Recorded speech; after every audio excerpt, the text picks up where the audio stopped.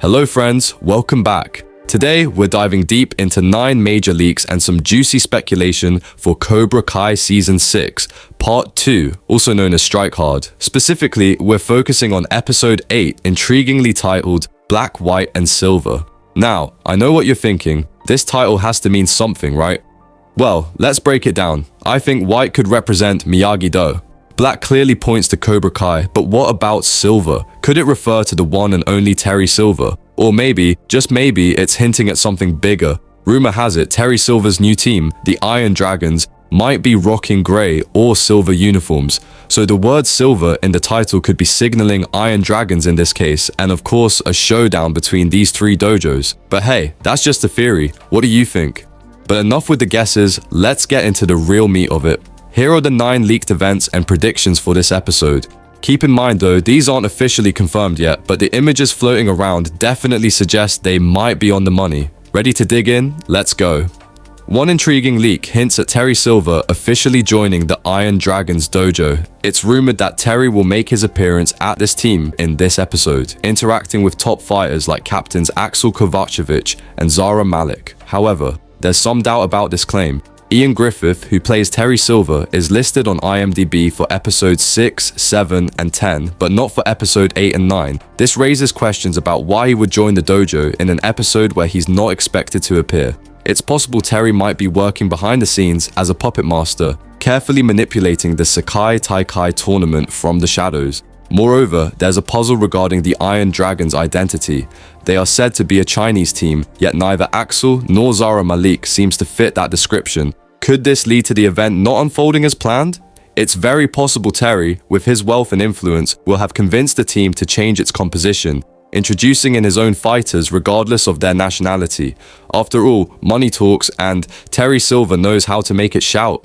It's now known that the dojos that enter the top 4 in the tournament round will each put forth a sensei to participate in a sensei division fight. For episode 8, things are about to get intense. Johnny will take on his former sensei, John Kreese, in a brutal 1-versus-1 battle.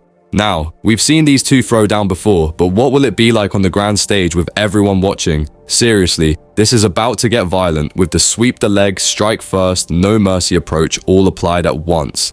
Let's hope Carmen will still be able to recognize Johnny afterward, perhaps even if his leg is already broken by Kreese. Just kidding. By the way, let's also hope that these sensei rounds won't overshadow the major events of the younger cast's showdown at the tournament, which is what truly drives the narrative.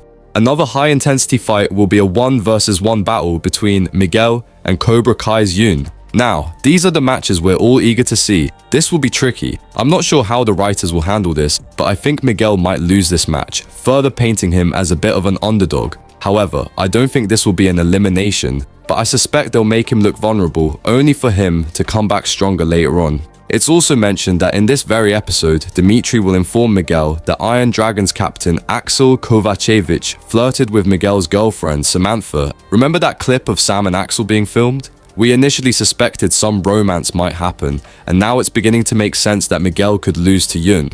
I guess this is where Terry Silver comes into play, potentially manipulating Miyagi-Do's captain, Sam, by having Axel flirt with her. He may employ various tactics to distract her from the tournament and undermine her relationship with Miguel.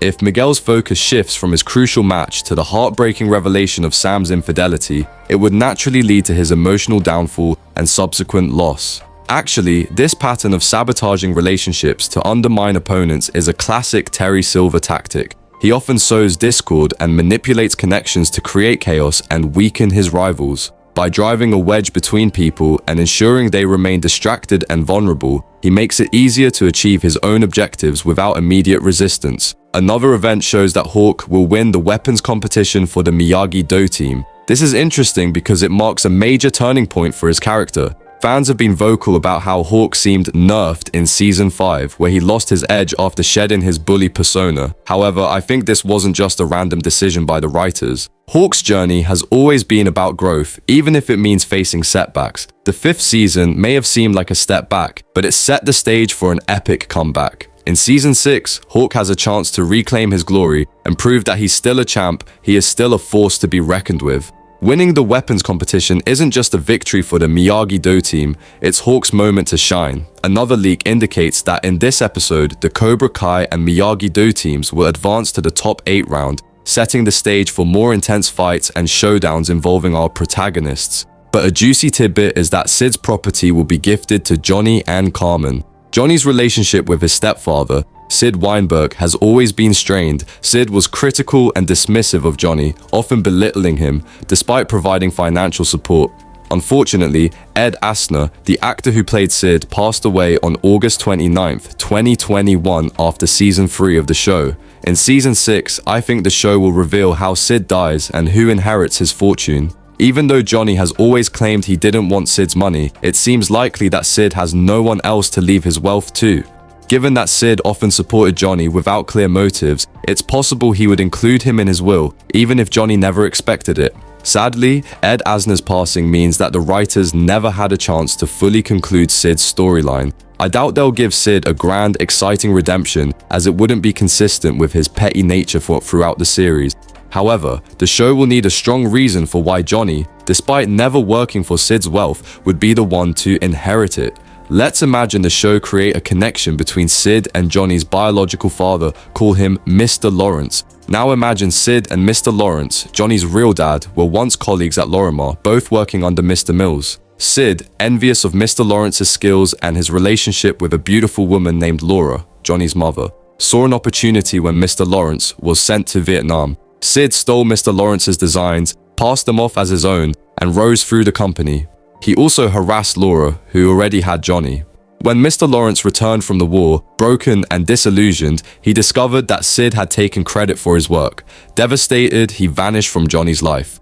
Sid then stepped in, supporting Laura, and they began living as a couple. Before his death, let's imagine Sid left a letter for Johnny, confessing the truth. He could admit that the fortune he built was actually owed to Johnny's father. In his will, Sid could return the wealth to Johnny, acknowledging that it should have been his father's all along. But even though this storyline would explain Johnny's connection to the fortune, it would still be money that Johnny didn't earn himself. It still would be horrible writing. Perhaps Sid, true to his character, would have preferred to donate his fortune to various foundations in order to leave behind a legacy in his name. Nevertheless, if Johnny and Carmen were to inherit Sid's wealth, I imagine it could change their lives significantly. Robby and Miguel could have financial support for college, and Johnny and Carmen could finally live comfortably without the constant struggles they've faced. In the end, Sid's character could find a kind of redemption through this act, even if it's posthumous. But would Johnny ever forgive Sid and change his view of him?